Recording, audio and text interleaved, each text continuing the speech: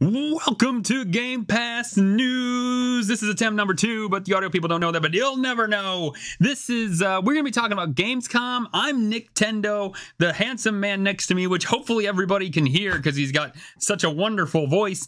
His name is Sean Abbott. We're going to be talking about Gamescom. We're going to be talking about all the stuff that Phil's got to say. We're going to be talking about why Sony decided they wanted to raise prices. Let's get this show on the road, people.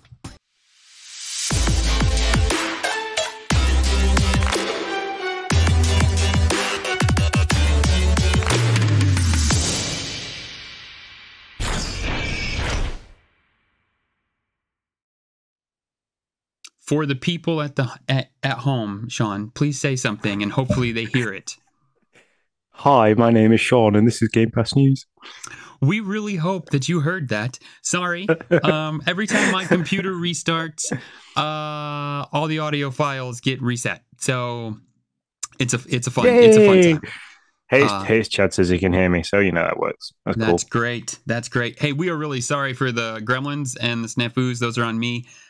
We appreciate you guys for coming back. We really, really do. Thanks so much for being here. So, Sean, again, how's life going, man? Before we jump into all the Xboxy, Game Passy chat. It's really good. Again, I want to say thanks to everyone that's in the live chat and extend your apology from me as well. And thanks again to Simple Monk for the subscription for 6 months with his Prime account. That's great. We enjoy that. Thank you very much.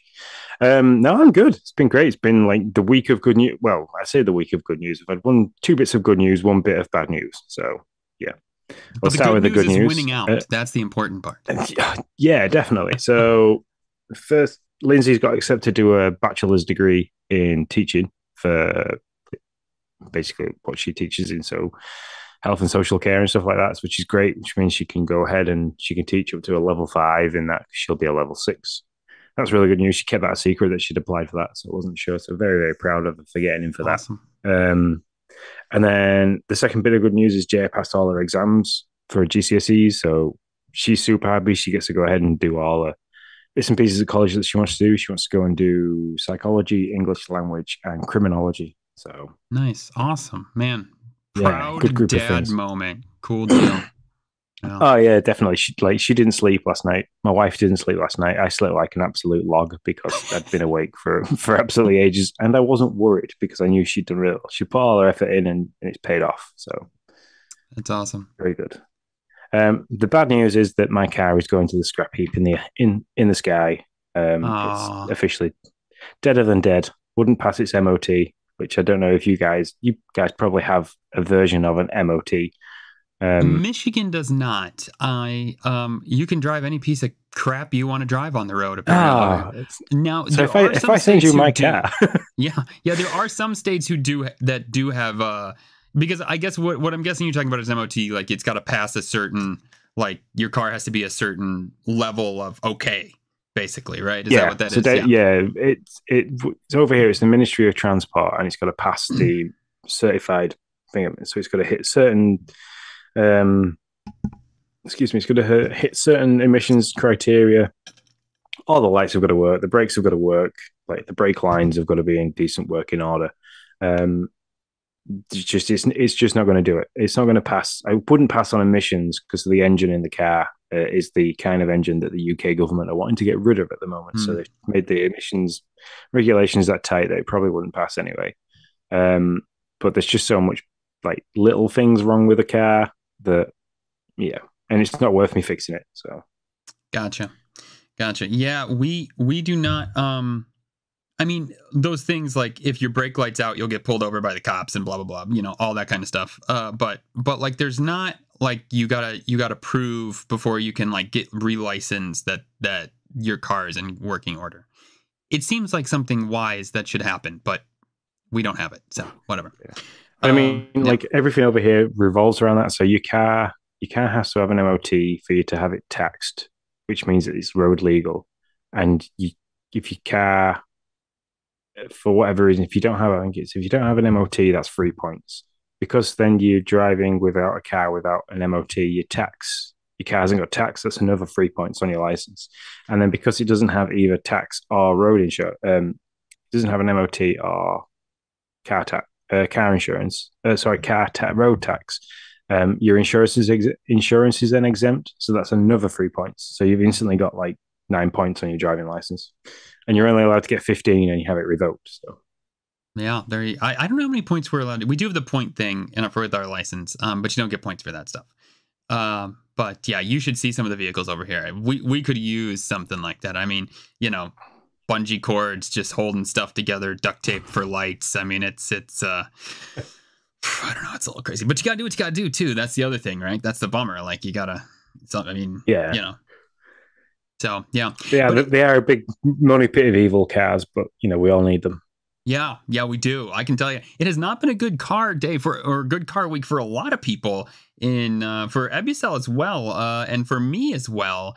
Has not been great. Ford, you can kiss my arse. Let me tell you. My focus has taken, the transmission died in it, and so I take it into Ford. And I'm like, listen, I'll fix it. I'm sure it's something we just really want to sell it at this point, but I'm sure it's going to be costly, whatever. Let me know. Okay. They get back to me 2 weeks later. They're like, yeah, we finally got to look at it, which was actually funny because a day before they looked at it, they called me and said, can you bring your car in? We're ready to look at it. I was like, dude, it's been there for 2 weeks. It's literally on your lot. Go find it. They get back to me and they say, yeah, well, good news. You have a transmission control module problem, which is covered by warranty. Oh, great. Well, wonderful. I don't have to pay anything. That's fantastic. Bad news. There's 65,000 other people that have the same freaking problem, and they're still waiting for their part. So it'll be free whenever we decide to fix your freaking issue. So, like, literally, they're like, it could be a year. It's crazy, man. Absolutely nuts. So, yeah, we luckily have a second vehicle. We just bought one. My grandmother has decided to stop driving. We bought her vehicle from her. So we're good there, but it's utterly crazy that this vehicle is just going to like sit for who knows how long before it gets apart. Utterly nuts. So yeah, car issues, man. On the flip side, everybody is now COVID free in the house. So yay, that's good. So what did you do for your 40th? Nothing so far, because Ariel was not COVID free on Sunday when we had planned for the party. So we ended up canceling it. Well, actually, she was on Sunday, but we didn't know. We tested her on Friday and she still wasn't. So we had to cancel it just in case. And then Sunday she was. So now we're supposed to have it on Saturday, but we're still going to have it. But now my in-laws have COVID, so they probably won't be able to be there. I mean, it's going around, man. I have a committee for work that has 5 people on it. Right now, literally 3 of the 5 have COVID. Like I can't get anything done because it's like it is crazy right now how many people have it. It's just nuts. But hey, we're making it. The symptoms, I will say, for everybody I've talked to do seem to be light right now. So, that's a blessing. Lots of blessings in amidst all of the like bad news. So I guess I'll say that for sure. Anything else before we jump into this pretty heavy news week here? Yeah, let's get this ball rolling. Well, then let's hit some top stories, my friend.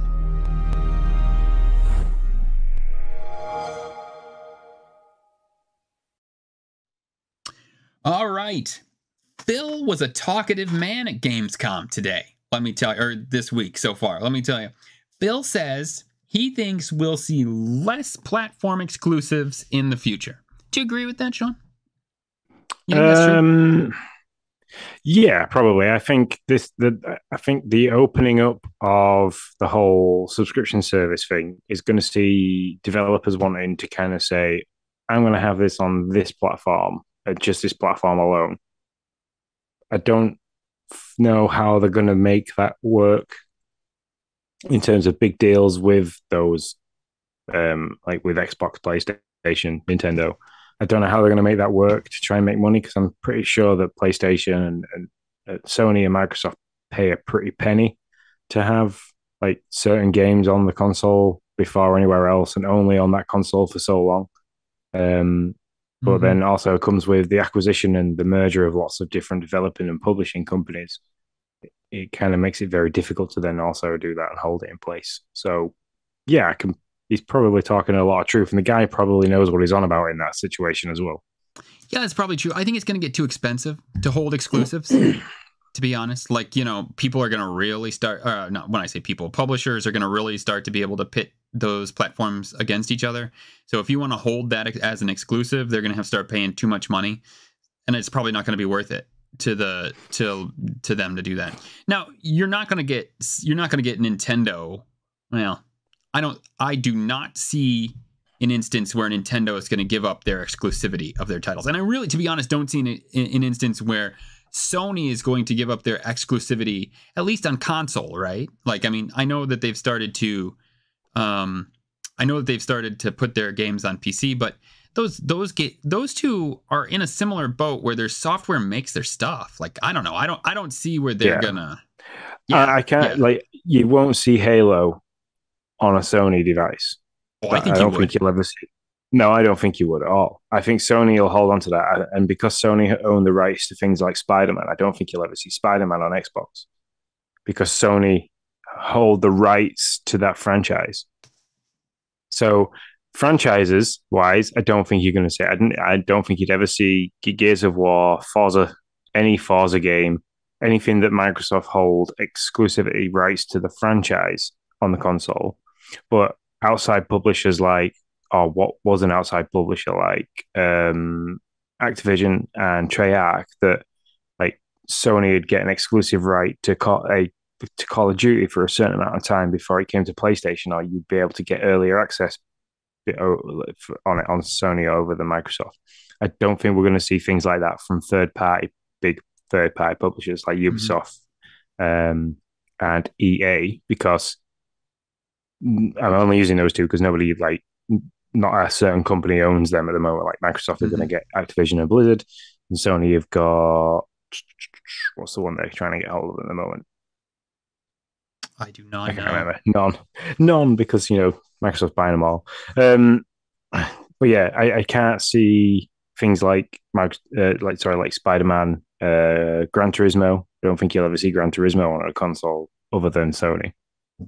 Yeah, so when you say you don't think Halo and Forza will go anywhere, do you think that's because of Sony or because of Microsoft? Who doesn't want it to go on their console? I think that's because of Microsoft. It's because it's like... I disagree. I don't know. I can't see it happening. I can't see Microsoft turning around and saying to Sony, "Yeah, here you go. Have our bread and butter of a first person shooter." Yeah, I think. Well, they're not just going to give it to them, obviously. So Phil's previous statement, which has really rung true so far with like Nintendo, is listen, we're not dealing with closed platforms. We're only dealing with open platforms so that people can play all the Xbox stuff they want to play. So I think maybe you're right. With first party stuff, it's not coming to Sony or Nintendo. First party Microsoft stuff is not coming to Sony and Nintendo unless they agree to Game Pass on their platform. And yeah, but I don't know. It's really, I don't know, because we've grown up in a world of exclusives as gamers. We've like grown up with, your Last of Us being only on PlayStation. Crash Bandicoot for a period of time was only on PlayStation and stuff like that, or was on PlayStation first. And you've got Halo, Forza, Psychonauts, stuff like that only ever been on an Xbox console, or you can get access to it now via PC Game Pass, but still that's through a platform that Microsoft deal with. I can't see a way that that's going to happen going forwards. I still think you're going to get in-house developers and publishers making games for those consoles and those consoles alone. Outside publishers and developers, I can see that. I can see those never being held to ransom on a console, or Sony has. Definitely that should no, again, because that's an in-house developer from Microsoft or an ex-developer. Well, I mean, it is, but that contract was already set before they bought them. So that's kind of a special case. Yeah, I'm trying to think of a game that's recent that's been Sony only or Microsoft only for a certain period of time. I just think Microsoft is all about subscribers right now. That's their goal. I mean, we're Game Pass News. We're Game Pass News because Microsoft's all Game Pass. That's where they want to start. That's where they want to see their revenue grow, their subscribers grow, and the best way to do that is to put their stuff on Switch and on PlayStation, and open themselves up to that user base. And they're willing to give away their first-party titles on other platforms as long as they're willing to be Game Pass. Or in Nintendo's instance, it's not going to be Game Pass. It's going to be xCloud, right? Like get an xCloud app on there or something like that. But I don't think what Microsoft's not willing to do is just to give it. They're not going to just say, here, have Forza, just Forza, and we'll sell it. Not sell it to you, but we'll let you put it on your platform and get a cut of the profits from that. That's not what they want to do. They want Game Pass or nothing, and that's kind of the thing, I think. So yeah, but that's where Phil says we'll see less platform exclusives in the future. I don't think he's saying that they're all just going to go. I think it's going to be a case of the ones that Sony and Microsoft own the developers and publishing for, they're the ones that they'll keep. But like I say, third-party ones outside of that, like because Sony and Microsoft are now entering into the subscription-based war, basically, they're trying to outdo each other that way. They're not going to be focusing much on having exclusive rights to a game that you have to buy physically or digitally for a 12-month period before the other one can get it. I reckon that they'll say, we'll have yours on day of release. Mm-hmm. Yeah, and I would. You can still buy this game. So Sony will say, okay, Sonic Frontiers, we'll have that day of release on the PlayStation like subscription service, but we have to buy it if you have it on an Xbox, or vice versa. I think that's going to be the new day one free with your subscription kind of battle. Mm-hmm. Yeah, who's willing to pay the big bucks for it? Is that what you're saying? Yeah. So rather than the big money to have it exclusively on that console and that console alone for a certain amount of time, it's going to be probably a little bit more to have it free of charge as part of the subscription. So it's going to be a bigger bill for Sony or Microsoft, but then it gives you the access day one for those people that are paying for your subscription. So you kind of make the money back there. Yeah, and that's a big deal, right? I mean, like as a Game Pass subscriber, I like to see new stuff come. I think it's great, but I love it when it's day and date stuff. When it's like, hey, that's dropping for the rest of the world, and it's dropping for me in Game Pass. That's like the money right there. That's literally where I'm like, yep, okay, awesome. Well, prime example is that before we started recording, you said that you Disney Dreamlight. You looked at how much that's going to be to buy on the Switch for the kiddos, and you're like, I don't want to pay that. I can get it for free with my subscription. So, Yep, I did, and I bought a 25-foot HDMI cable so that I can run it upstairs. I've already tested my controllers work upstairs with the S down here, so that's my plan. I'm playing. But Ariel and Noah will both love that game. They'll lose their ever-loving mind, and that's how that's going to work. Hey, it's Chad has some good points. He says God of War isn't going anywhere. That's 100% true. Sony's not giving away any of that first-party stuff. They're not even giving it away to their users. They're not giving it away to their subs. They have no day and date stuff for PS Plus. And if they're not giving it away to them to their own users, they definitely ain't giving it away to anybody else. And PC technically still is Microsoft. That's true, and we're seeing like Death Stranding. Never thought that would be on PC Game Pass. Makes me a little jelly. Not gonna lie. Yeah. But for all you people out there. But I think there's Microsoft has the PC market, and so Sony has to, and I mean Kojima Studios is its own thing, obviously, because they're coming out with their own game with Microsoft, which apparently I believe is supposed to be exclusive from how I understand it. So whatever. Yeah, that was the summer showcase said that. Yeah. And so I mean, the PlayStation's coming out with their own launcher now. so that they, I think, can stay as far away from, can still be on PC, but stay far away from Microsoft stuff as possible, I think is kind of how they're trying to make that work. It's 100% true. It's the last comment that he said, that like money talks too much. That for me, Sony's going to want to outdo Microsoft, and Microsoft's going to want to outdo Sony in the whole subscription market scheme. So somebody at some point is going to pay big money for a big game to be day in day release and potentially, exclusive to that console, early access. So even if it's like a month early, you get to play this game a month early. I mean, that's kind of how it's roll. Yeah, 100%. It's an interesting time, man. If you're a publisher and a developer, if you have a game that's gaining traction ahead of release, man, you got an opportunity to really pit these two against each other, like High on Life. Yeah. I mean, it's a big deal, and there's a lot of money, and Microsoft and Sony both seem to be willing to give a decent bit of it out.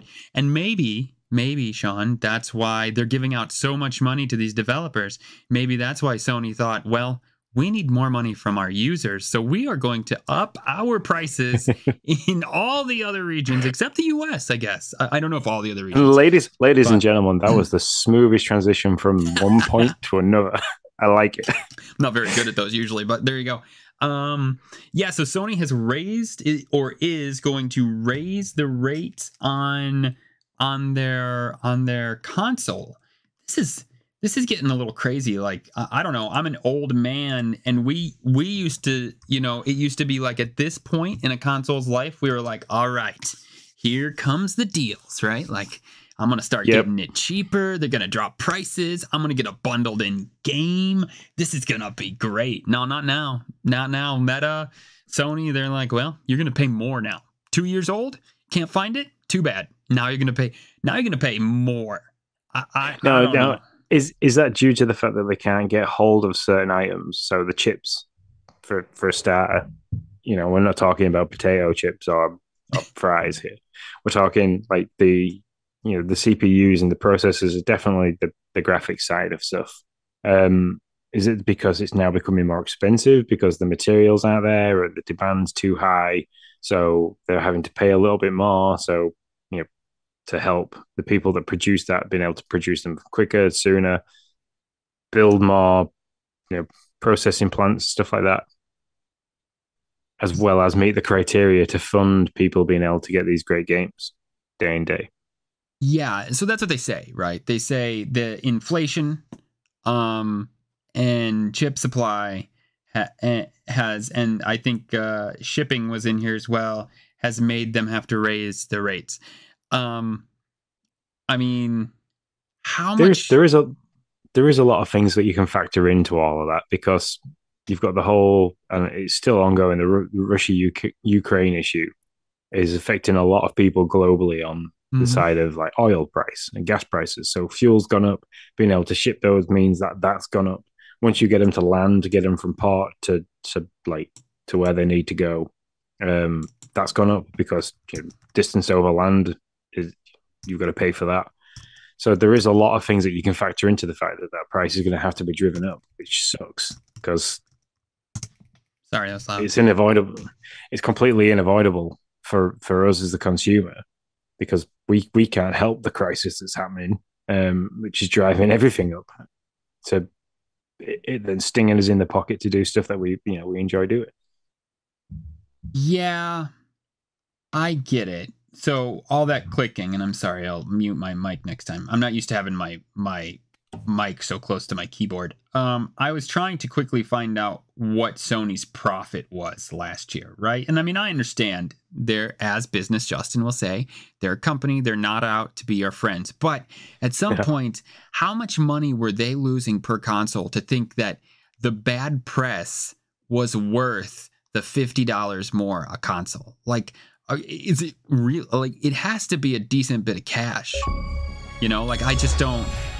Hey, it's Chad has just subscribed. Thank you so much, sir. We really appreciate your support. You're awesome, man. But like like how much? Like, I don't know. It's so much. And we know that when these consoles come out, they usually come out at a loss, right? So you have to think about the fact that Sony started at a loss, more than likely. They were losing money. It's rumored, at least from what I hear from other podcasts and other people in the business and industry, that both Microsoft and Sony usually lose money on the consoles. It's just Nintendo who makes sure that they can kind of keep their cash, keep some amount of profit, or at least break even on their consoles. So they started at a loss. Inflation and shipping and chip issues and all that jazz hit them. So now they're even losing more money. So it had to be pretty bad for them to say, all right, it's worth it. Like, we need to raise this at least $50 to stop the bleeding from people buying consoles and us still losing money. Like, it's costing us to sell consoles at this moment. Yeah. So I'm trying to figure this out. I think it's $5.7 billion was their they profit? made from. Well, that's how much they made on selling the consoles. At $500 a console, they sold 11.5 units in 2021. Yeah, there's math that could be done there, but that would be hard, and I cannot do it on the spot. Yeah, it's real interesting. And like I said, it has to be a decent bit of money for them to have chosen to do this, because they knew it wasn't going to be a good look. But yeah, interesting that they brought it out at Gamescom. I guess maybe they thought it would be kind of covered up by all the other news. Yeah, all the other news that came out, people might have missed it. Yeah, that makes. I mean, I can see that, but yeah. Anyway, but I mean, if you want to look into the numbers, the brass tacks of it, selling your console at $500 per console and selling 11.5 million consoles in 2021 got you around 5.7 billion. If you put an extra $50 on each of those consoles and sell the same amount of units, you're looking at 6.3 billion. Yeah, that's fair. So, it's not much. It's what, like $500 million, but it's still a considerable amount of money. Yeah, I agree. Hambone makes a lot of good points here. They have stockholders that they have to keep happy, and the reports weren't great from Sony or from any of the. Well, I don't know about Nintendo, but Microsoft's numbers were down as well. So yeah, that's one thing. Hambone asks the interesting question, he says, is why not the US? I wonder if it's not. So I looked up our exchange rate. So when a year ago, like against the pound at least, you could get, it was $1.40 you would get for every dollar. Now it's $1.15. I'm not a business guy, okay? But the dollar's strength has grown a little bit, so I wonder if the dollar's strength has pushed against their need for more money per console. So, because I mean, we're certainly not in parity with the pound, but we're a lot closer to parity than what we were a year ago at this time. So, again, I am not an MBA. So somebody can be like, Nick, you're totally wrong, and I'll be like, okay, thanks. That's just like my what I know. So, because I was interested in that same thing too. What do you got, Sean? I'm just looking now that it's 19.5 million units sold worldwide in 2021. 11.5 of those were in the US. So is it because they sold so many in the US that they're not having to change their price because they've already made the money in that sense in that country? As opposed to elsewhere, the demand for that console isn't as great globally as it is in the US. So every time they sell a console outside the US, does it benefit them making that extra $50 whatever it is, £50 because it'll be £50 in the UK. Are you guys basically subsidizing our cheap asses? Is that really what it is?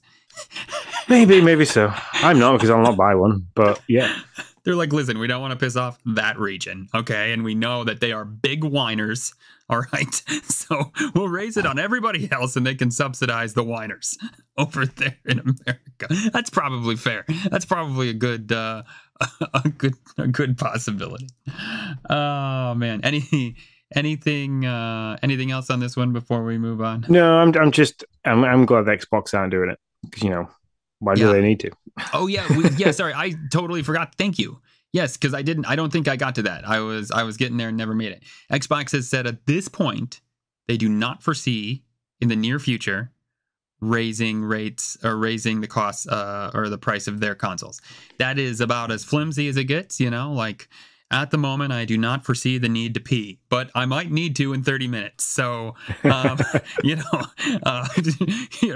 could not have any more of a flimsy like guarantee on that. But we'll take it. We're at the moment. No, but then that instantly sets alarm bells off in my head, because if they don't want to anywhere in the foreseeable future up the price of the console, when are they going to up the price of the subscription service? Yeah, that's fair. Yeah. Mm-hmm. Now, for them, if they really wanted to like make some we know they're making more in-grounds in Japan and stuff like that. The yen was one of the Japan was one of the places where Sony is raising the rates. They could drop it. They'd drop it $25. Be like, yeah, they're raising it 50. We're dropping ours 25. Just in that one region. Just doing it over there. No, It probably wouldn't be good. It wouldn't be a good look for everybody else. But it would be a way to make. But you definitely as a marketing strategist, that's what you'll be looking at. You'll be looking at, hey, look, what can we do in this sector of the world right now that Sony's got a bad taste in the mouth for everybody. Well, everybody's got a bad taste of Sony in the mouth. Let's make Xbox taste like nectar. Mm-hmm. Exactly. Yeah. Yeah. But it also helps because this is in Gamescom. We're going to talk about this in the Gamescom thing, but we're just talking about that Xbox app, right? In Gamescom, they were debuting the TV app, and that is perfect for Microsoft. They're getting subscribers. They're not having to worry about how much they're spending on this box that they're probably not making their money back on. So yeah, I mean, they're positioning themselves great. What controller did they use to debut that? Oh, they had an Xbox controller, but they had a PlayStation controller right there, and they made sure in both instances that they debuted it, that they showed it off, that she was like, I'll use the PlayStation controller. I thought it was brilliant. I mean, it was like, that's money right there. Like, to just say, yeah, sure, you got PlayStation controller? Don't worry. You can use that PlayStation controller on our TV app. No worries. You can still be a Game Pass subscriber on your Samsung TV and use that PlayStation controller, and you're fine. Which means it doesn't cost you, and there's no initial upfront cost. You just that's it. So you don't even need to go and buy an Xbox controller for £60 to £70. You could just buy. You could probably buy a third party Xbox controller, like a Power A controller. Yeah, probably would work. Yeah, but if you got that PlayStation, use that controller. Start off with some free. What is it? 1, 2, 3. I don't know how many months that are free. So yeah, it's it was a really good look.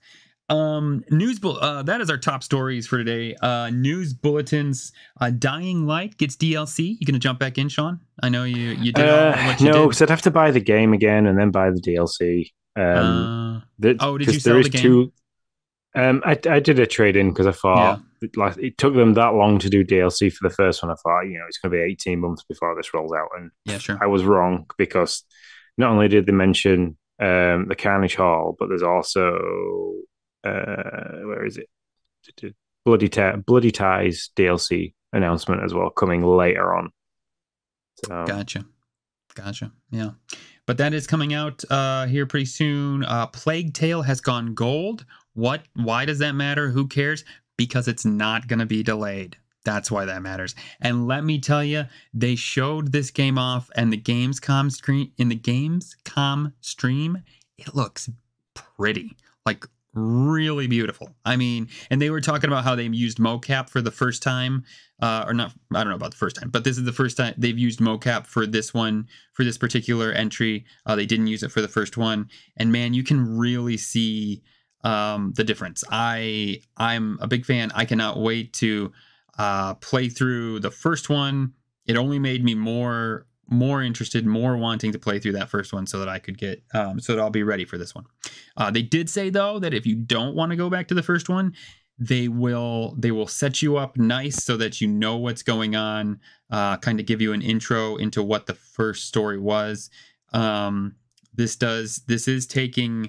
is shortly after the first entry though, the Requiem. So yeah, I am really excited for this game. We are going to go through the Gamescom Gamepass games that were announced. Okay, so we're not going to go through every game in Gamescom. That would take too long. But we just want you to know the Gamescom games coming. The first one coming real soon, next week actually. Grid Legends. Is this the game? No, that's Asphalt. I was thinking this was the game Tim played, but no, that's Asphalt. Oh, this Grid is a mixture of driving sim and arcade, like a really good close mixture. So. Okay. All right, cool. The next thing that was announced touched my heart. I'm really excited to play this. I bemoaned not being able to try it because I said it was my kind of a game. It is currently out on PC Game Pass.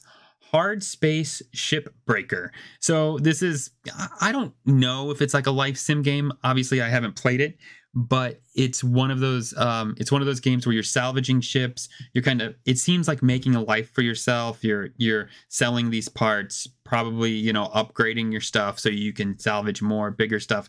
It just looks really fun. And it came out for PC, and I was like, man, I think I could really get into this. And I was bummed it didn't come out. It wasn't a console. Well, September 20th is coming out on Xbox console on Game Pass. So I'm excited to try this one. So I'll be all over it.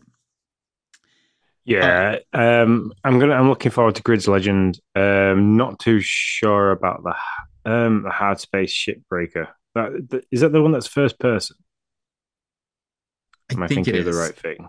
I think it might be. Yeah, I can't. I mean, I like vaguely remember the trailer. I remember being excited about the trailer. I've made notes on most of the games that have been announced and chucked on YouTube. Zero G Survival Simulator in first person view. Oh yeah, yep. Yeah, I'm interested to give it a go for sure. Third game announced, rumored heavily that this was coming a couple of weeks in advance. Funny story, Xbox marketing manager kind of blew the story. He was taking pictures of their set, and he took a picture showing Lies of P with the Game Pass logo right next to it. So he kind of blew that before it got announced. So Lies of P is a Souls-like game. I'm going to say loosely based off of the Pinocchio story. I'm not going to lie, you know, it looks very cool. But we all know how far I made it in Elden Ring. So I am not going to sit here and say that am I going to try this game? You bet. Am I going to make it to the first boss and say, nope, probably. That's where I'll say. The old Hambo and Johnny the Pumpkin King might like it then. Yes. Yeah, I definitely thought of him. The only thing, so I don't know if they're gonna, like, if it's going to be as hard. But the description that's being thrown around with this game is Souls-like, and that that makes me think, if there's not a way to make it easier to play for poor little Nick, then I'll probably just skip it. But I am interested because it seems like there's more of a story here than I could pull out of in Elden Ring. Maybe that will keep me driven. We'll see. I don't know. I mean, it looks nice, and the fact there is a bit of a story to it was good. But even before I found out it was a Souls-like, I wasn't keen. I just think that kind of third person over the shoulder, like looking down kind of action, a bit like Devil May Cry, stuff like that, just isn't for me. And I was kind of like, as soon as that, and I was like, oh, this looks really cool. The intro video, then all of a sudden the gameplay thing started, and I was like, oh, crap. Not No, ideal. Yeah, no. yeah. Again, another game I'll try. We'll see. Mad Streets also announced. I don't know. Did you take some notes on this one? I did. I didn't take any notes, but I quickly looked. It looks like a bit of a cartoony style brawler, close to like Street Fighter Okay. in that sense, where you kind of you side scrolling for a few things. Looking at it's mostly like schools, parks, things like that, restaurants and bars, and it's a bit of a brawler. So I can imagine that's going to be a bit of a button mash type game as well. Mm-hmm. Um, yeah, Just like that's as another far as one you'll talk about you'll talk about here soon. Yeah, very much.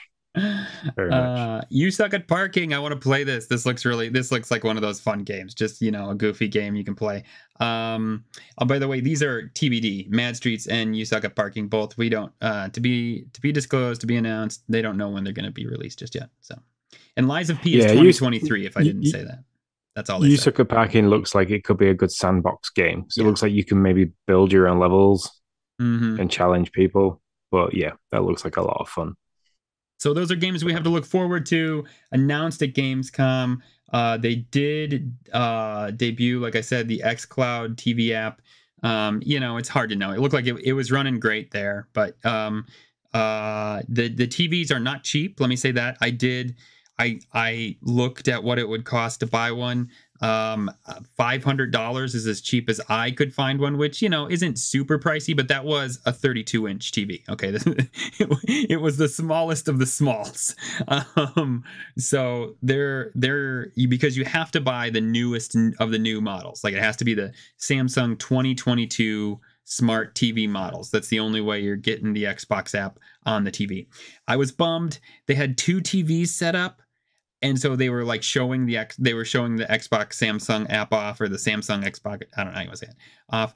I was really hoping when he started to walk to the next TV, he was going to be like, and here is, the one attached to the xCloud puck. LG, yeah. Oh yeah, yeah. Or even that, even that. Something, give me something. But no, it was just more of the same, more of the same with a different game, unfortunately. So. But they did play with the PlayStation controller, which I thought was funny. Before we move on, anything stick out that you want to mention for Gamescom? I've liked the coverage of Goat Simulator 3. I think that's going to be a Gamepass game, and the gameplay trailer for that looked absolute carnage. And I mean, I enjoyed playing Goat Simulator with the kids. We found it hilarious. I just hope they've kind of sorted out the glitchy controls, because sometimes it could be a bit awkward to get the goat to what you wanted to do. But yeah, there's just the transition in between all the different bits of the game that you can do was hilarious. I absolutely wet myself when it went to the goat sat in the yoga studio, all nice and calm, and you could kind of see through the window just a goat riding an explosive barrel through the window, and it was just like, yeah, that's definitely what that game's going to be all about. Hard Space, I'm looking forward to that. I watched the video back and was quite interested in that. Warhammer 40K, there was that kind of showed its colors a little bit in Gamescom. That was showing off a little bit. And High on Life, I watched the boss battle video that they played back. I haven't watched the whole segment for that. Apparently, it was quite cringy to watch, or at least that's what you said. It was just the interaction. It wasn't the game. It was just the interaction between the hosts and the developers. There was a little rough, but the game is beautiful. Yeah. It looks great. It looks hilarious. It looks amazing. I can't say the boss battle video. If you can watch it on YouTube, head over there and watch it. It's literally like 3 minutes long.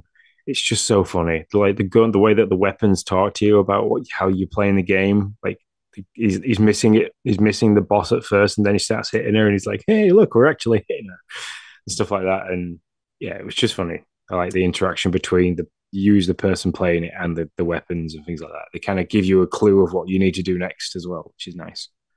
In the walkthrough that I saw on the Gamescom stream, I was excited to see that it was more open world than I had thought. I really thought this was more of like a linear, even maybe like a wide linear experience. But man, you walk out the door and it's like there's this whole city that you're walking in. I thought it was really cool.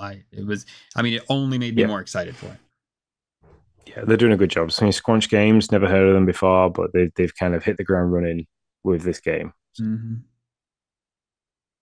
The only other one I will mention is Disney Light Dreamlight Showcase.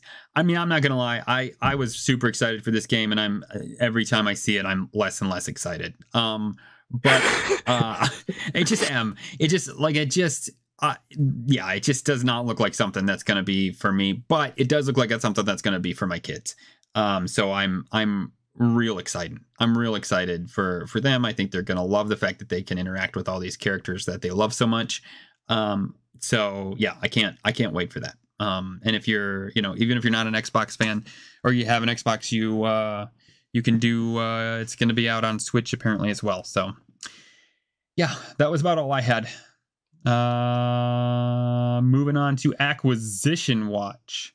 Talkative Phil once more says that he is happy about the acquisition progress, which makes sense as the first country has approved the acquisition. That's Saudi Arabia. So I don't know what that means or doesn't mean. So yeah. I'm assuming that means that if you're in Saudi Arabia, you'll probably start seeing the backlog of the Activision games coming soon rather than later, or it's just the first of many dominoes to fall in favor of Xbox. So yeah, that's probably it. Now I will say I saw very sketchy. Okay, so I cannot press the red rumor button enough. Okay, I think Idle Sloth tweeted this out, or like quote tweeted it or whatever. I don't know. Again, I'm too old. Of like a bunch of Arabic text with Call of Duty and Game Pass in the thing, that it was like, that it was coming soon or something like that. But I cannot hit the red rumor button enough on this conversation. So we'll see if that means anything there.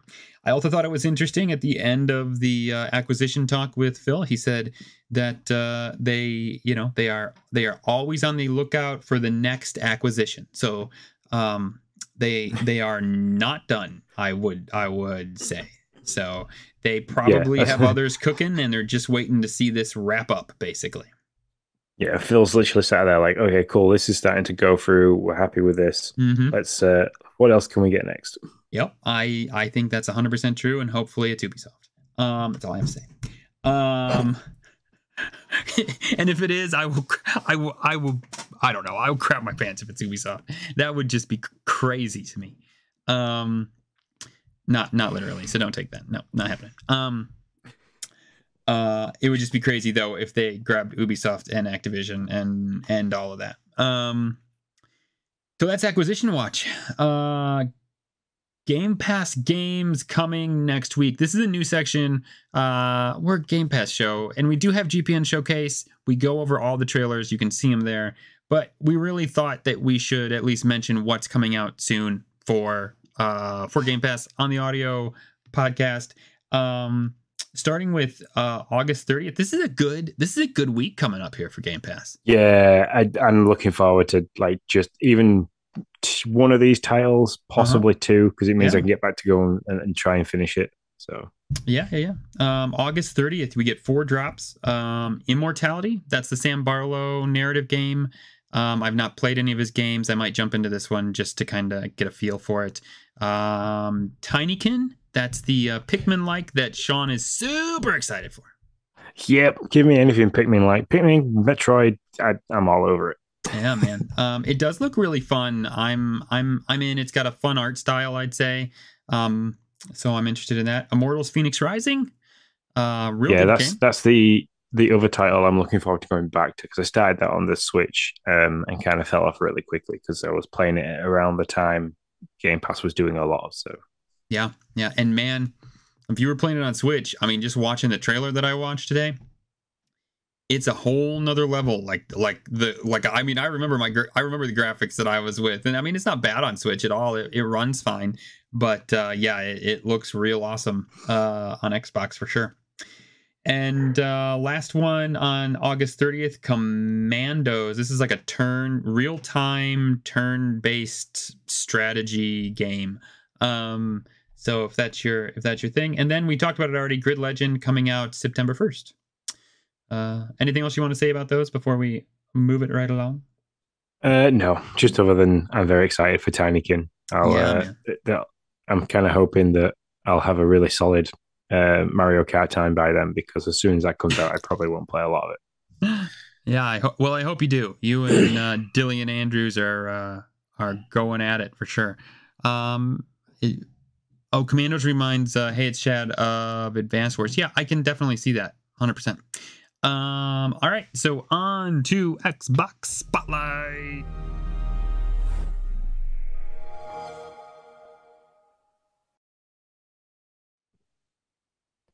I'm kind of looking forward to this because I'm eager to see how the Nintendo Dad's cult is going. Like, who's dead? Who's been eating more crap? You know. Yeah. So you're saying you want me to go first? Yeah, go first. Right. I'm excited for this. All right. So, Call to the Lamb. Y'all are still alive, but you're costing me a whole lot of damn bones to keep you alive, okay? That's all I can say. I mean, I have to use 50 bones every time to resurrect your asses, all right? So, you better be dang happy that I love y'all so much, okay? But yeah, I don't think there's anybody.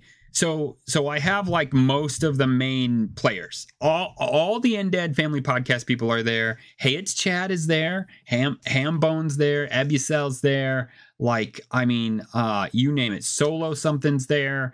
Yeah, they're all there. Oh, Simple Monk is there as well. I mean, all these people are here, and y'all die, and then I gotta resurrect you. Cost me 50 bones. It's getting expensive. And by the way, Jesse, still, second time, Jesse asked Marty to eat poop, okay? I mean, Jesse, you're a gross man, but I love you, okay? And I keep you around. I keep you alive. And I just keep sending Marty to the hospital, the sick bay, because he keeps freaking getting sick off of his bowls of poop. So, you know, I could do without the angst. Now, funny talk aside, this is going to hurt me a little bit. I said this was my game of the year. Uh-oh. I'm going to have to roll this back. Okay? That's what you get for talking before you finish. All right? That's awkward, but we're just going to go with it. Yep. Talk's big game. I don't know how it works for like Sony and Xbox, although Hambone Johnny has said he's had some issues. It doesn't sound like he's had as many as those of us who are playing it on Switch have. Works great with a small cult, but as you start to place items, get more members, more stuff start happening on the screen, man, I am soft locking a lot. Now, what I will say is the save system is pretty good, so I'm not losing very much, but I am soft locking a lot. And a couple of times I did it in a dungeon and that's just like the worst. Like, I had 7 hearts, I had the axe, I was rolling like it was like, this is it, I'm done, I got this down. And then I hit the last enemy in the room. I hit him, and it like made there's like this white, I don't know, just like it happens for like a half a second. It's like this white like star that comes out when you hit the enemy, and it's just kind of like the action that happens as you hit somebody, and it just kept happening over and over and over on the enemy. It was just that's all you saw. He couldn't die. I mean, I waylaid him with everything I had in my special, and it was like he just wouldn't die. So I had to like just close the game out and come back. I'm gonna roll back game of the year at this point. I hope to see some patches that really change my opinion and bring it back to the game of the year. But there's just been too many issues with this game at this point. Is the game loop still amazing? Yeah, it's real fun. It's like real fun. And I know the Nintendo dads had a conversation about imagery and all that stuff. Y'all, it's Cult of the Lamb. Y'all saw the trailer on the Nintendo Indie Showcase. Like, you saw him lift up and everybody praise him. Y'all knew what was going to happen here. Like if you don't want to play it, that's fine. But like, don't be like, I can't believe that this is about, you know, spiritual cults. Y'all, it's named Cult of the Lamb. Like, what did you think it was going to, like, I love y'all, but what did you think it was going to be? And if you don't like it, that's fine. Don't play it. But it's not like it's named like, I don't know, like the Lamb of, I don't know. I can't think of anything, but it's aptly named. You should know what you're walking into at this point. So that's all I got. That's all I got in Call to the Lamb. But yeah. Sorry. It's a shame that it's a shame that it's soft locking so much because, like you say, it's great until so much stuff starts happening. And that for me would, if that had happened more than twice, I'd have stopped playing the game altogether. So yeah, I'm kudos to you to keep going. I got one more dungeon to go. I'm gonna keep pushing through. I have thought about killing you all. So legit. I have no reason. I have no reason for you now. Like, you have given me all the devotion I need to get everything I need to get to all the weapons. I have no use for you. You're really just taking my time up now. But so I'm gonna wait for my invite to the party where we can all drink the Kool-Aid. That's right. That's exactly it. Yeah. Yeah. Hey, his chat is right. There's like a lot of games. This one specifically deals with a lot of spiritual imagery. There's, pentagrams and upside down crosses and all that stuff. So, I mean, I get it if that is what pulls you away from it, but it is named Cult of the Lamb. So, yeah, but no, I really could. So, like, you need your cult members to give you devotion so that you can gain all the buffs and all the stuff you need for going through the dungeons. I have everything. But I just can't kill you because I love you so much. So I just keep y'all around and I have to keep you happy. And it is getting a bit much. But I could kill y'all and then just go through the dungeon over and over and over and I wouldn't have to deal with you anymore. But whatever. Moving on from that, I played Portal. I've talked about Portal. We finally beat it. Mom and I, COVID vacations took us some time to get to the end.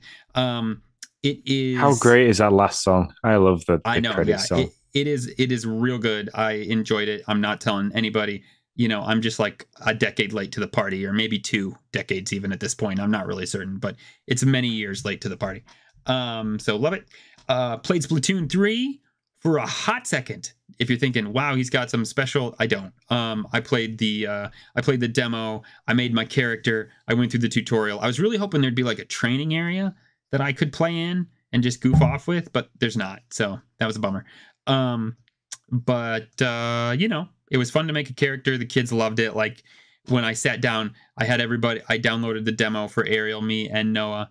I sat down and Noah's like, what are we playing? And I went to Splatoon 3 and clicked on it and it opened up and he lost his ever-living mind. He's like, oh, it's playable. And I was like, no, it's not 100% playable. I was like, but you can't open it up and do like the beginning stuff. So he was super excited about that.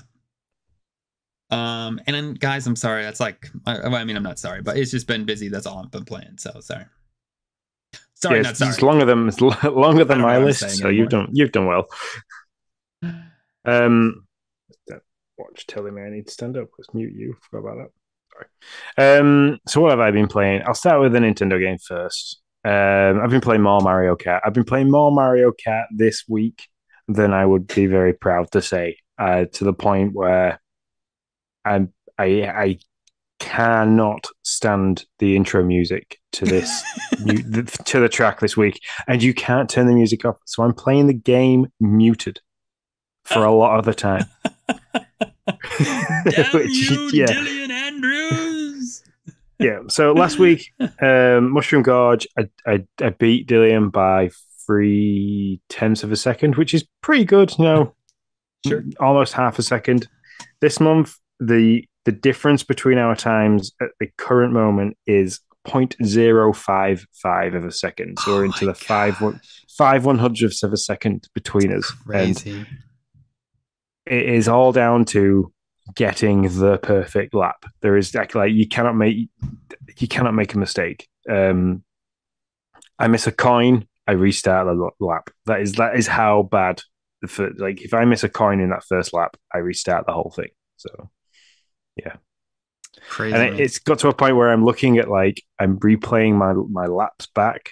So in the last time that I posted, my first lap was 1/10 of a second slower than my previous one. So I've played it back and I'm like, where did I go wrong? I must have gone wrong somewhere. Have I gone wide? Have I done it? And yeah, it's become obsessive. Really obsessive. But if he wins this one and I win the last one, it puts us even for points. So yeah, I'm kind of like, I either need to beat this one and beat him at the next one, or I kind of say, okay, no, I'm done. Take the because officially tonight is the last night to get the scores in. So, But and all I'm not you going to. I'm really not going have to do, as I understand the tournament, all you really have to do is get top 8, right? And then it's like, and then it like clears the scoreboard, right? And you go head to heads at that point. Is that correct? Yeah, that's true, but it's You're nice like, to go yeah, through number one. yeah. Well, and it would get. Whoa, I'm tearing stuff up here. Yeah, okay. I have a cord wrapped around my leg, so give me a second. Okay, there we go. I mean, there is that, but the fact that the competition between us has driven us to be in the top 10 globally. That's awesome. With our times. That is so cool. So, yeah, it's great. So, and then the only the only Xbox game I've been playing is Resident Evil: The Village. I've tried to start this game several times and got to the same point over and over again, and then because I'm a dad or work or husband duties have come into play where I've needed to do something, I haven't gone back to it. So at the weekend, Lindsay went out with her friends from work, so I kind of dedicated Saturday night to playing the game. I got about 50% the way through on the Saturday night, and then since Saturday, chipped at it and like almost finished it. It took me 9.5 hours to finish the game. That's not a full like treasure hunt run. I think I missed a couple of bits.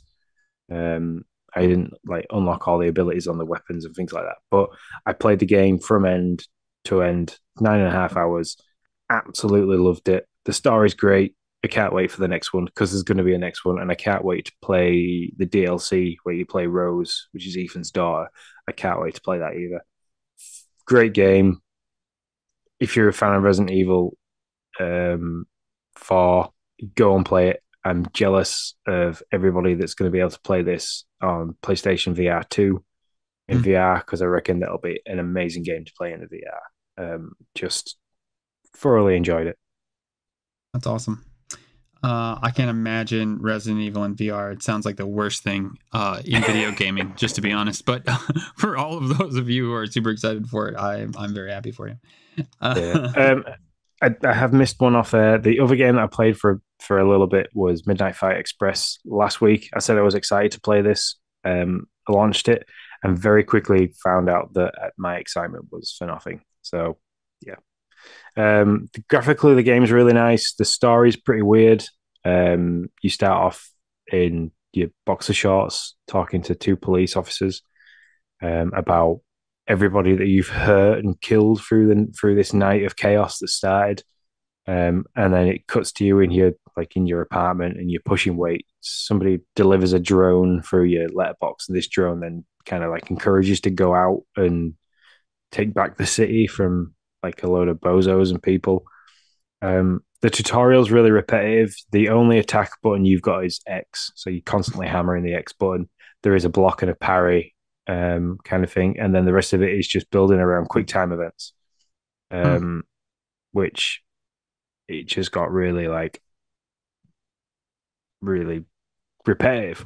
So I finished the tutorial, started to play the next level, and it kind of introduced heavier set guys for you to beat up, which took a little bit more of the mashing of the X button and a quick time to kind of dodge their big attacks. And it was just the same old. The music's good. I like the soundtrack's pretty good to it. There's a whole character customization thing. You can lock abilities, different skins, different clothes, give the guy tattoos. You can get skins for the drone that's following you around. That's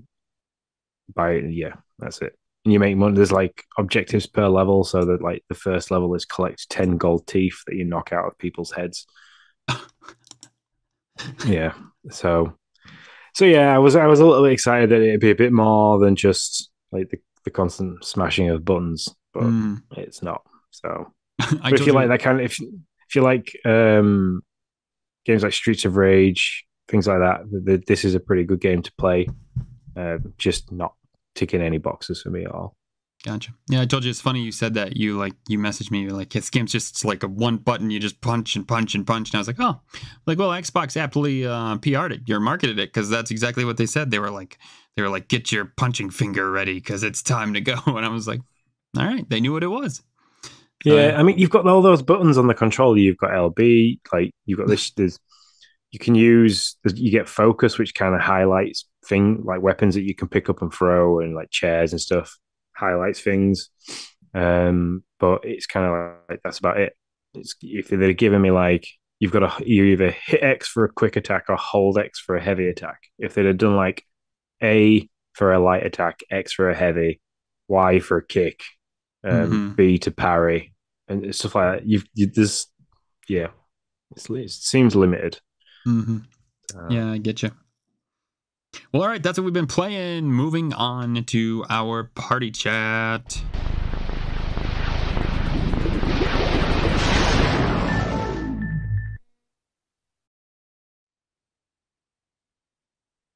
Hi, welcome to the party chat.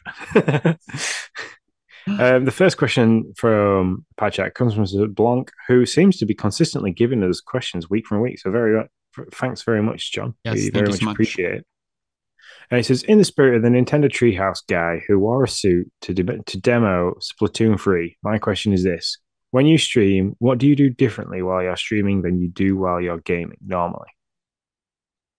So first, we got to highlight Hambone Johnny's answer that he gave in Discord, which was wear pants. So I appreciate that answer. That actually is accurate to sometimes. Yeah, I don't do that because 9 times out of 10, you can't see from my shoulders down. So that's fair, but I'm always afraid I have to get up or something will happen. That's true. I mean, more than anything, it's just about posture and being on all the time, right? Like you're trying to explain what you're doing, you're trying to have a conversation, you're trying to look at chat and be like, hey, this is, oh yeah, you're trying to not have, just dead air and nothing there. And so, whereas when I'm just gaming, I'm just back like this, and I'm just, if you can't see me, I'm just leaning all the way back in my chair, and I'm just doing my thing. I'm not gonna lie, I might scratch some things that I wouldn't otherwise scratch if I was streaming. I'm just gonna be real honest here. And, it's just kind of what I do. And I'm just like, yeah, I'm just kind of melted into the chair. Probably won't say anything for, the whole time other than, oh, that guy killed me. Dang it. So, yeah, that's why there are some nights when I'm like, man, I could stream this, but I just kind of want to play it right now. So, yep, that's it. That's it for me. Yeah, for me, it's pretty much the same. Apart from when I stream, I tend to get I get the beanbag out, I get comfy, I get sat down. So then, where if I'm just gaming casually, I might just lay, and sometimes I lay on the living room floor because it's a nice hard surface. So I've got a back that gets bashed and battered by a small child. Do quite a lot of lifting and moving stuff at work. So I like to lay on a hard surface sometimes. So I might just lay down and play games, or I sit on the table. I'm sat on the living room floor right now. I might sit on the edge of the coffee table and just sit there, which then I end up with pins and needles in my toes. But yeah, that's probably about it. I get the beanbag out. Make sure the room's well lit. Things like that. I make sure I've had a decent drink so that my voice, because like you say, you've got to talk a lot, so you got to try and keep the voice up and stuff like that. So yeah, that's usually about it. And I also try and be a bit more positive about games because sometimes my initial reaction to a game, especially if I haven't played it yet, is like, what's going on here? So I try to be a bit more positive about stuff, make light of it. But yeah, it's just a different experience, and it's great because there's somebody there to bounce stuff off of a lot of times. What was I playing? Limbo. When I was playing Limbo, there was 3 guys on. One guy was really just like, hey, you should do this, you do this. And he kept saying, if you don't want me to tell you any of this, that's fine. I'm like, no. I was like, that's fine. I don't care. I just want to get through this. I just want to see the end. So you give me all the tips you want or all the hints or what you're seeing. So it's a lot of fun. But then sometimes you're just like, hey, I just want to play this game and I don't want to have to think about having a conversation. So, yeah. Yeah, I need to get back to streaming a bit more, but with the kids off, then normally the time that I'd stream is either really late at night like this or during the day when the kids are at school. So as of not next week, but the week after, the kids are back at school. So that's probably when Us too. Yeah, that's probably when I'll start streaming, which is quite good for things like what is it, Tiny King sort of thing. I can play a bit of Tiny King, get an idea of the controls, and then do a stream of that the week after and really cover it. But the one thing I can tell you, John, you will never see me stream in a suit. It's just not going to happen. I'm not wearing a suit. I'm also not going to wear the glasses that the Splatoon guy wore. In the treehouse, he wore sunglasses. I just don't. I don't understand shades inside. I'm too old to understand that. I think. So yeah, we're not the blues. We're not the Blues Brothers. Jeez. Yeah, come on, man. Yeah, but that's it. I will look like I look now in a Game Pass hoodie, and that's about it. And I have on Donkey Kong sleep shorts. That's what I got on right now. Sleep pants. I don't know what you want to call them. I have Pac-Man ones. Oh yeah, there you go. See, we're doing good. We're doing real good. It's either these or I have Mario ones. And then in the winter when it's really, really cold, I have flannel ones that I wear. So there you go. Now you know all the deets on my PJ pants. I know y'all were like, dang, I need to know this stuff. Now you do. You're welcome. Get a Patreon the insights for that. To our that's a whole different level. Mr. Hammer and Johnny has given us a question. He starts with a bit of an intro to this. I am so high on life. I don't even like first-person shooters. It just looks like crazy fun. Basically, Rick and Morty inspired world. With that in mind, 2 questions for you, gentlemen. Have you ever found yourself enjoying a game from a genre you normally don't like because of the character's theme or environment? Man, I should have been there. I was ready. I might not have been ready for this one. See, Mario Rabbids. That's a good one. I do not do that's a real turn-based strategy games that well. Like they really bought.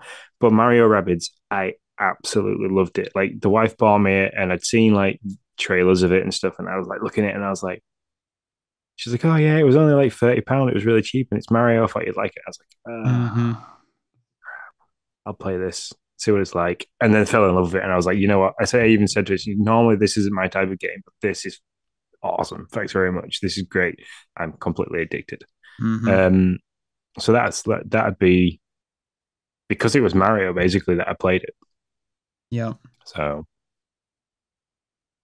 yeah, I mean that's a good one. I didn't think about that because I am not turn based either, and you could do the same thing with like the like Paper Mario is the same thing. Not normally something I would like, but I played through Paper Mario and really enjoyed it.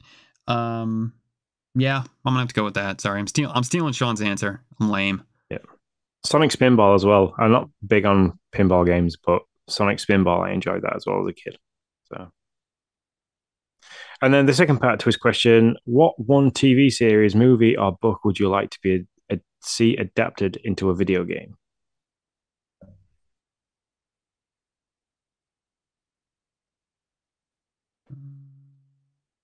I don't read books, just to be. Actually, you know what? If they stuck more to the book and they kind of like gave you all the worlds, you could do like a Ready Player One, be like fourth wall breaking. I wouldn't mind seeing Ready Player One adapted into some type of video game. It'd probably be lame, but if done right, it might not be, and that could be really good. I'd really like to see that. So yeah, make it open world. So you can go anywhere within the Ready Player One world. You could go and do races and this, that, and the other. That'd be pretty good. Wreck-It Ralph. That'd be another one I'd like to see. That would be real fun. that would be good. Yeah, I'd like that one. I mean, I know they did a mobile-based game, but it was just you played Fix It Felix, which wasn't great. What's the other one? I think I mentioned it last week. Lightyear. I'd like to see that as a game. That'd be pretty good. The Buzz Lightyear film. And Stranger Things. I'd like to see a Stranger Things game that wasn't the 8-bit retro, like looking one. I'd like to see like a next-gen style open world survival where you're trapped in the upside down and you kind of have to like survive in the universe, but not the story. Like that's you play a character that's not really mentioned within the story, of Stranger Things and everything else, but you kind of just have it's like a I don't know survival horror style game where you're trapped in the upside down and you're just basically trying to survive for as long as possible. Yeah, that could be a lot of fun. I would really like to see that. I'd be down And for like that as well. they use a noise meter, which then brings me to the other film that I'd like to see is what was it called? Quiet Place. That one that was a That pretty good. was that was rumored. We talked about that at one point. I'm looking it up right Yeah. now. So like you basically the same sort of scenario. It's a survival style base, but you've got to make absolutely zero noise. I mean, not a great game because it doesn't need much of a soundtrack. It doesn't need much of a audio track or anything like that because you play the game really quietly. But basically, yeah, you got to kind of survive, explore, help survivors, but make no noise. Yeah, A Quiet Place. It says coming 2022, but I doubt that's right. A terrifying new video game experience, an untold story of survival in the Quiet Place universe, and that's why we were so excited because it's exactly that deal where it's in the universe, but it's not that story. It's not you're not following just that story. Yep. I'm trying to see who puts it out here. There is like not much. Still says coming. Says coming 2022, but nobody has posted on their Twitter since October 26th of 2021. Yeah. that is not very yeah, that doesn't bode well for the fact that it's coming out at this point. I don't know. Now, see, floodgates have opened Dexter. I'd like to see, you played Dexter in Miami. You kind of like, through the day, you had to go and do like tasks of researching crime scenes and stuff like that. And sometimes you'd pick up on a crime scene that was a serial killer, which then you could kind of like go back and you had to research in his lab and find like the details of this, and you had to spend nights stalking. So on a nighttime, you had to then stalk this serial killer to kind of see what they were doing, and then basically wrap him in plastic and chuck him in the sea. All right. Well, that sounds great. I'm down. Oh, thanks, Hambone. Thanks, John. We really appreciate. Thanks, John and John, the Johns. Thanks, Johns, for giving us some questions. We really appreciate that. Sean is frozen. I don't know what happened. No, I'm not frozen. I'm just reading Hayes Chad. Yeah, Hayes Chad says Far Cry 6 has really awesome DLC for it. You play as the main character from Far Cry. You have to go into the upside down to get your dog. It was a 45-minute long mission. So he says like the Far Cry DLC seems very cool to have if you want something that's Stranger Things themed. So that is cool. I've not heard that at all. That's neat. All right. Well, this is the end of our audio podcast. Cool. So if you want to follow us on any of the social media accounts, head over to YouTube, Twitter, or here at Twitch, and that's at Gamepass News. If you want to buy any cool merchandise like Nick's clock or Nick's hoodie, head over to redbubble.com. Look for our store, Gamepass News, and buy some sweet merch. Get my face on one of your cups or Nick's face on one of your pillows. Definitely do that. If you want to join, if you want to get involved in the Discord, drop us some questions, some feedback on games, feedback on the podcast, things that we can do differently in the future. Head over to patreon.com/Nintendo Dads, and as little as $1 a month gets you access there. Or subsequently, subscribe to our Twitch channel, and we will get you access there too. If you're listening to us via the audio podcast, or you do listen to us via the audio podcast, leave us a review. Say thanks, tell us what we can do differently. We'd love it. And until next time, guys, we shall see you later. See you later, guys.